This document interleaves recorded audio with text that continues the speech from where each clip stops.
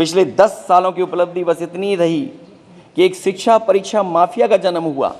अध्यक्ष महोदय, जिस समय चुनाव में थे और उत्तर प्रदेश में वो हालात देखे हैं कि नौजवान जब भी तैयारी कर करके जाता था और परीक्षा दे करके लौटता था तो उसको पता लगता था कि पेपर लीक हो गया। और उत्तर प्रदेश में केवल एक पेपर लीक नहीं हुआ है, जितनी भी परीक्षाएं हुई हैं सब पेपर लीक हुए हैं। केवल उत्तर प्रदेश ही नहीं, मैं माननीय सांसद की तरफ से सुन रहा था, कई ऐसे प्रदेश हैं जहां पर परीक्षाएं देने तो बच्चे गए लेकिन वहां भी पेपर लीक हो गया। और अभी जब 4 जून को रिजल्ट आया उसके बाद जो बात उठी है, देश की सबसे प्रेस्टिजियस परीक्षा उसका भी पेपर लीक हो गया।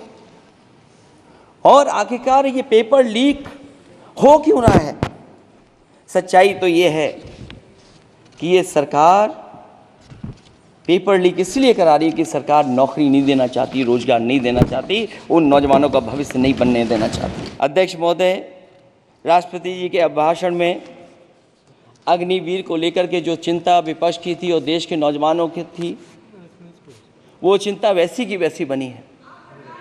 अध्यक्ष महोदय, मैं ये कहना चाहता हूँ, मैं खुद मिलिट्री स्कूल से पढ़ा हूँ, मेरे साथ के बहुत बड़े पैमाने पे लोग फौज में, मैंने समय समय पे जो मेरे साथ पढ़े जो सीनियर थे उनसे भी जानकारी हासिल की है, बड़े बड़े अफसर से मैंने पूछा है, वो शायद आपको न बता पाएँ, लेकिन दबी जुबान में उन्होंने कहा है कि देश की सुरक्षा के साथ अग्निवीर जैसी व्यवस्था लागू करने से समझौता हो रहा है।